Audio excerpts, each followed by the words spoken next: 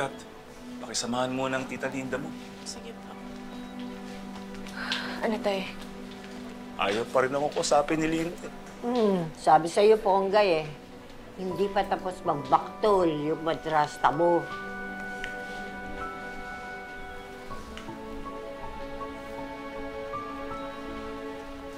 Nak, pagpasensya mo na yung tita Linda mo, ha? Naiintindihan ko siya tayo. May punto siya Naiintindihan ko yung galit niya. Baka ako gagawin ko ang lahat para mahanap yung hayop niya. Gaganti ako.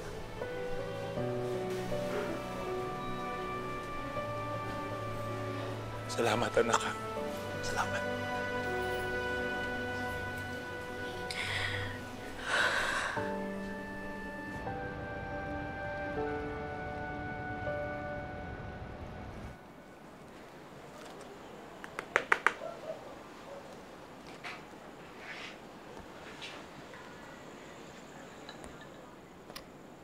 Yes.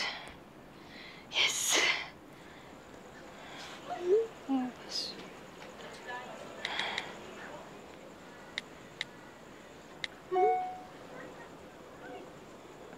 Ponggay! Chona, dito ako. Friend, Oh, napablatter ko na yung nangyari kay Dimples. Ano nangyari doon sa pagtatanong mo doon sa mga sa crime scene? sabi nung basurerong nakakita kay Dimples, nakita na lang siya sa loob ng body bag. Akala niya nga patay na eh. Alam mo, dyan tayo makakakuha ng mga sagot. Ano, nabuksan mo na ba? Kakabukas ko lang, pero wala eh. Walang laman yung messages niya. Puro sinatita lang kausap niya. Ako pa naman, Ponggay, hindi na uso yung mga text-text. I-check mo dun sa yung mga bagong usong apps ngayon. Yung Facegram. Baka dun siya may kausap. Oo nga, no? Doon siya mahilig mag-selfie. Ayan. Ayan, kahapon lang yan. O ilang oras bago mawala si Dimples?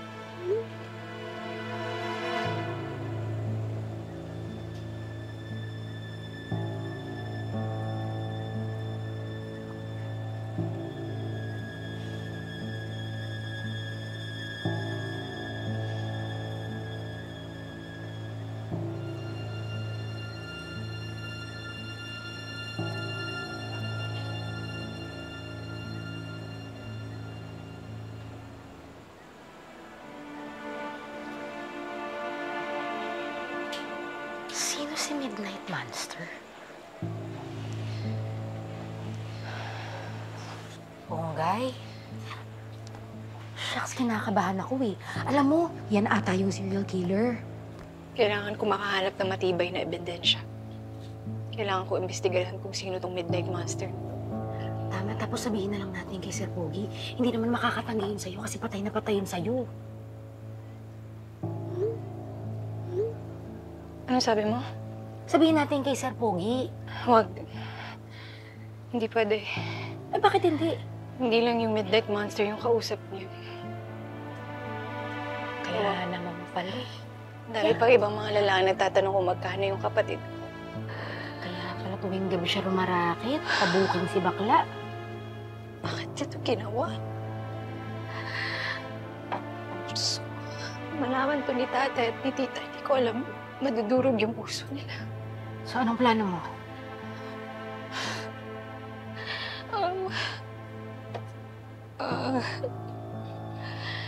Tayo na muna siguro mag-iimbestiga nito. Hindi ko na muna ito isusurrender sa mga pulis hanggat wala tayong ebidensya na mahanap. Pero pulis tayo. Trabaho natin yun. Oo, Chona, pero kakalat yung balita eh. Ayoko kumalat yung sekreto ni Dimples eh. Sigurado ako pag-chismis siya ng mga kapitbahay namin. Bata pa siya, ayoko masira yung buhay niya, Chona, please. Sige, secret muna. Salamat.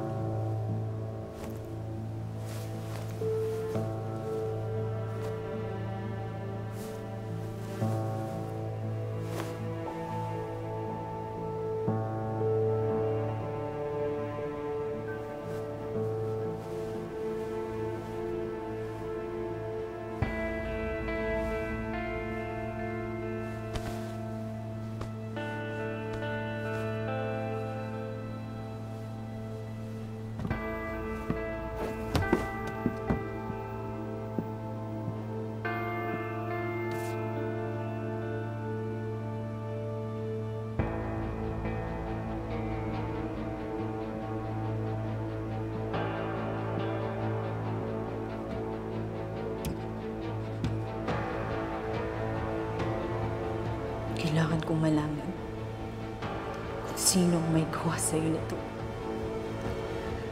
At hindi ako titigil hanggang hindi siya nagbabayad sa batas.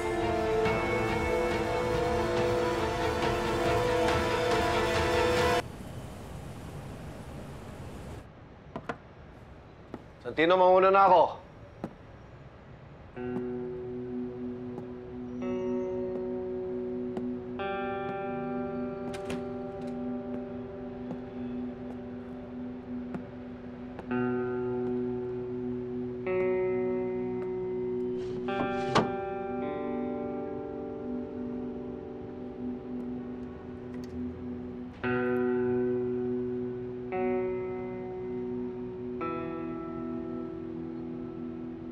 Sige, kalabitin mo ang katingin mo! Kung papatayin mo si Ramon, patayin mo na rin ako! Patayin mo na rin ako! Gusto mo mamatay na kasama niya? Sige! Magsama kayo sa impyerno! Ayop ka, Rigor! Ayop ka! Pare! Pare! Pare!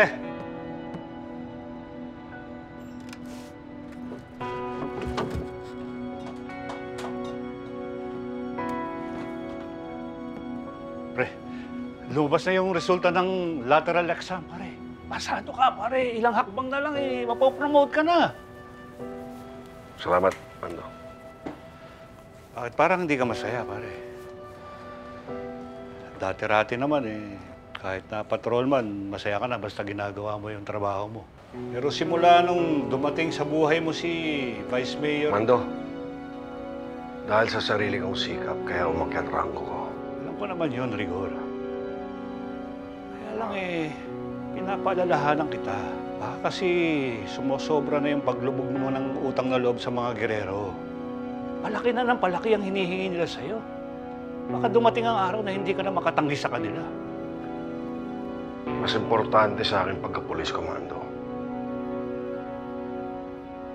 Walang sino man makakadikta sa akin. Sige na. Tara.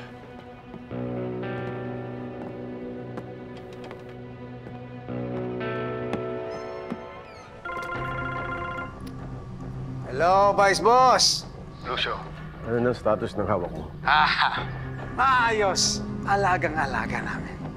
Huwag kang masyadong panatag. Hindi pa nating hawak si Tanggol. Dapat malaman kagad ni Tanggol na hawak niyo si Ramon.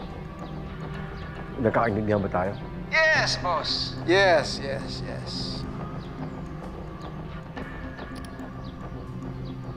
Angkong Lucio, nandito na sila.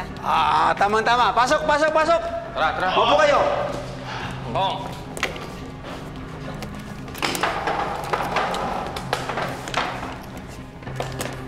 May bagong utos si Vice Boss.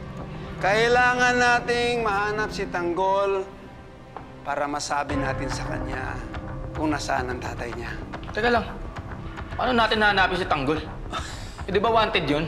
Ibig sabihin, nagtatago.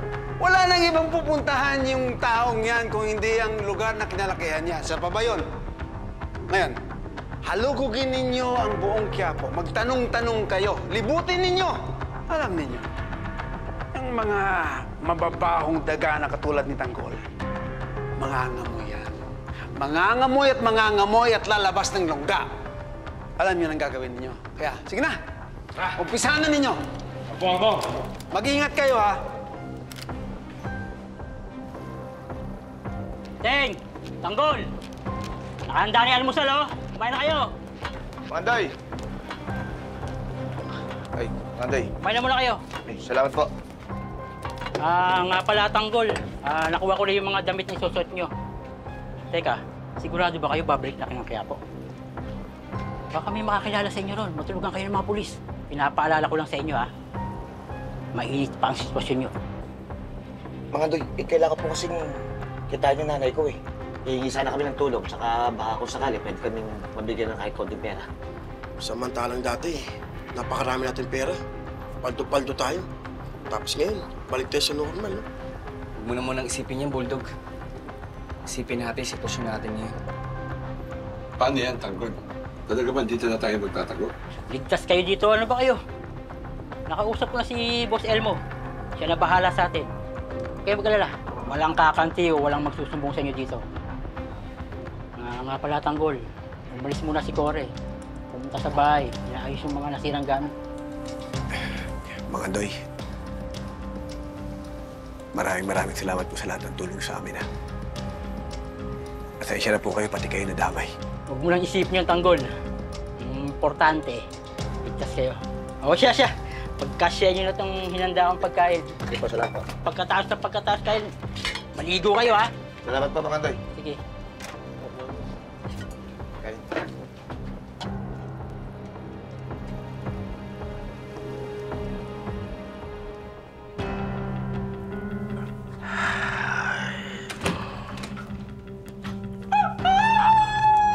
Gising na, mahal na Hari. Gising na!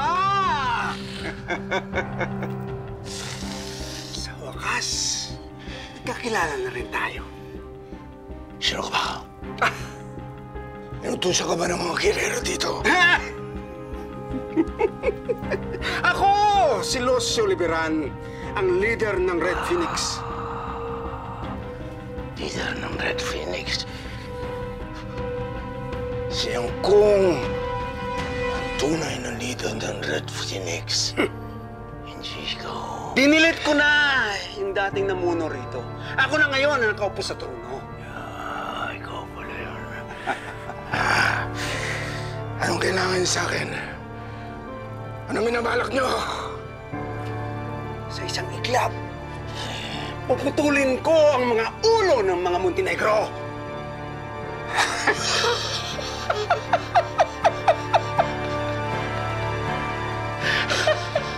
Mga inutil. Hindi niyo kaya ang anak ko. Uubusin niya kayong lahat. Ganun ba? Uy, kung ikaw... Wala. Huwag kang magalala. Ayos na ako rito. Anday? Hindi si Tanggol. Mga Day, tutuloy na po kami. Mag-ingat kayo, ha? Teka, hindi kayo magdadala na mahaba. Hindi na po siguro. Mag-iingat na lang po kayo mabuti. Kikitain lang naman po namin sa Aling Mirne. Tanggol, alam ko nararamdaman mo sa pagkawala ng kasama mo at pagkatalo mo. Kumalma ka muna. Pahinga ka muna. Huwag kang magpapadala sa bugso ng damdamin mo. Baka diyan ka matalo sa pagiging mapusok mo. Magpalamig muna kayo. Alam niyo, mga Andoy, yan o sana ang gusto kong gawin. Kaya lang nauubusan na po ako ng oras. Hindi ko alam kung ano nangyayari sa papa ko ngayon. Kinakailangan ko na po siya mailigtas. Tanggol, mag-ikot-ikot tayo sa Quiapo. Baka maya-maya may nakakaalam kung nasa yung grupo ni Kidlat. Balik lang naman Maynila, malamang sigurado may nakakaalam yun. Sige, Manday. Tutuloy na po kami. Mag-ingat kayo. Sige po, Manday. Oo, Konsehala Evelyn. Oo, pupunta ako. Oo, salamat sa pagsabi mo sa akin, ha? Salamat. Oy, si Kong Leo at ang mga konsehalis daw ni Tanggol ay pupunta sa kanton San Dimas para magpasalamat sa tiwala at botong binigay sa kanya ng mga tao. Naku, dapat nandun din si Tanggol. Nagpapasalamat sa kanila, kaya lang dinaya. Gusto mo bang pumunta doon? Oo. Sigurado akong maraming kakampi si Tanggol doon. Sige, mag-network tayo doon para lalong lumakas ang protesta natin laban sa resulta ng eleksyon. Huhugot tayo ng lakas sa isa't isa at ipapanalo natin ang labang ito. Oo, sige.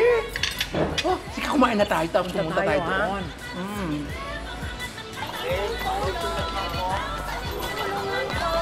Tanggol, sigurado pa tayo dito kay Malino? Baka i-double cost tayo mamaya niyan. Wala tayong magagawa, Bulldog. Kinakailangan natin sumugay. Mahirap pagtiwala ngayon sa sitwasyon natin.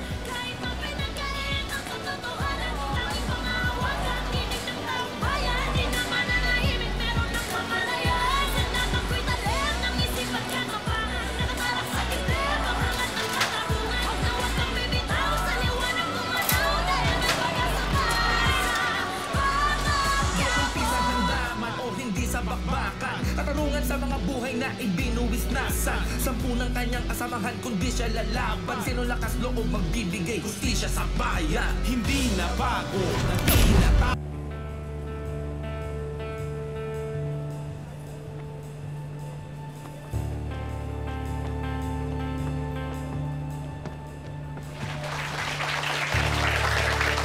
Marami pong salamat sa tiwala ninyo sa amin. Pero sa totoo lang, masakit po sa aming kalooban dahil namatayan kami ng 2 konsihal. At ang pinakamasakit, natalo po si Tanggol. Ang Lino! Ang Lino! Yan! Si Enteng po! Anong Enteng? Si Enteng po. Ay, sino yung kasama mo? Tanggol ba yan? Anong ginagawa niyo rito? Eh, alam niyo nang mga wanted kayo at pinaghahanap kayo ng mga pulis, ah. Pasensya na po. Ikikitain ko lang po sana si nanay po. May bibigay po sa akin. Hindi niyo pa naisipang magkita. Eh, baka mamaya sumapit pa ako dyan sa inyo. Ang Lino, sandali lang naman ho kami. Basta siguraduhin niyo na pag-alis ng nanay mo, umalis kayo agad. Baka mamaya masabit pa ako dyan. Anggol, totoo ba yung mga bali-balita na marami daw nakuha ang droga sa inyo? Sayang. Binoto ka pa naman namin lahat. Ang taas ng respeto namin sa'yo. Pero hindi ka pa rin pala nagbabago hanggang ngayon. Ang Lino naman. Ang Lino, hindi naman lahat ng nababalitaan nyo sa TV at saka naririnig nyo totoo eh. Marahil yung iba doon totoo, pero yung iba doon hindi nyo alam talaga ang totoong kwento. Ah, basta. Basta pagdating ng nanay mo, umalis na kayo agad.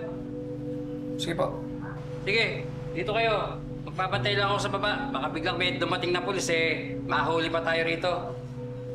Salamat po.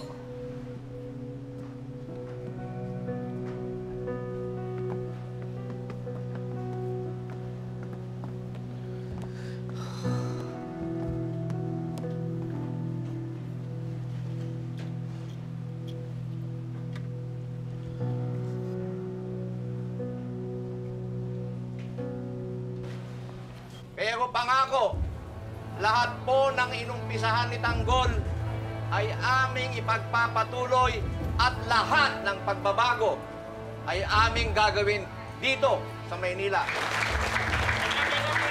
Ano naman gagawin kung wala si Tanggol? Di ba mga kasama? Tama. Binoto ko si Tanggol. Halos lahat kami dito sa San Dimas. Paano siya natalo? Tatapatin ko po kayo.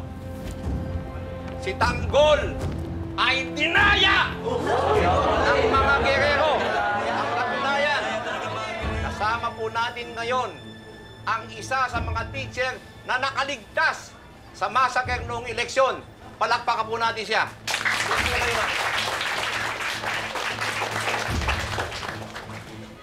Ako po si Teacher Lorna de la Cruz. Isa po ako sa mga nakaligtas sa pamamaril sa isang voting precinct dito sa Maynila. Totoo pong dinaya si Tanggol. Pinagpapatay po ng mga armadong lalaki ang mga kasamahan ko at minanipula po nila ang mga vote counting machine para manalo ang mga gerero. Totoo pala yun. Aling Tinteng, buti nakarating ho kayo. Gusto namin sumama at tumulong sa paglaban sa mga girero. Mabuti ho yan. Matutuwa si Congressman. Gusto ho naming pabulaanan ang mga kasinungalingan ng mga girero. Gamit ho ang mga saksing guro. Salamat. Nagkausap na ho ba kayo ni Tanggol? Hindi nga eh. Hindi ko alam kung nasaan siya. Pero mas natatakot po ako sa kinabukasan ng mga anak ko, ng pamilya ko, at ng buong Maynila. Kaya po lumaban kami sa mga gerero. Nag-file na po kami ni Congressman ng petition for recount at nagpasa na rin po ako ng sinumpaang salaysay. Tasha, alam kong pinaghahanap po siya ng mga pulis, pero ngayon natin siya kailangan. Naku, hindi mali, konsehala. Sa nakita kong tapang at galit ang mga tao, bubuwag natin ang katotohanan. Tama ang ginawa ninyo na nag-file kayo ng complaint. Dahil kung wala kayong gagawin at hindi kayo kikilos, walang mangyayari sa atin. Laging maghahari-harian ng mga girero. Kahit wala dito si Tanggol, parang andito na rin siya sa laban na to. Ay, teka. Tatawagin ko si Congressman. Salamat, konsehala. Aling Mirna. Ay, kamusta? Narinig ko pinag-usapan niyo. Alam ko kung nasan si Tanggol. Ha? nandun kila Mang Lino. Kikitain ko sila ngayon ni Enteng. Ay, sasama ako. Sige. Tindi. Ay, Rhoda, sasama ako. Kami na lang kakausap kayo.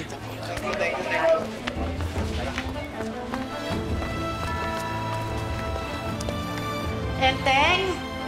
Nay! Enteng! Nay! Enteng ko! Enteng ko! Nay! Kamusta kayo, Nay? Ito, okay lang. Teka, dala ko na tong pera. Oh. Ay, salamat, Nay. At saka, may sorpresa ako kay Tanggol. Oh. Na? Tanggol.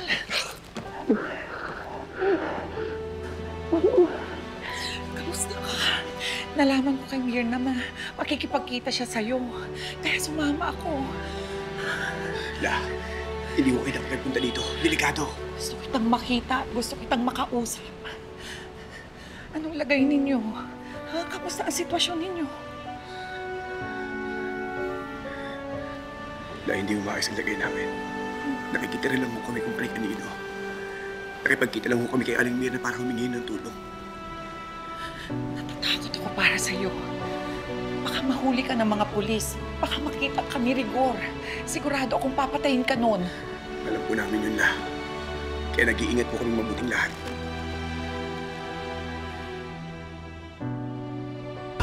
Katotohanan nila na ipinangako. Nilin lang tayo, bakit napako? Tayo ang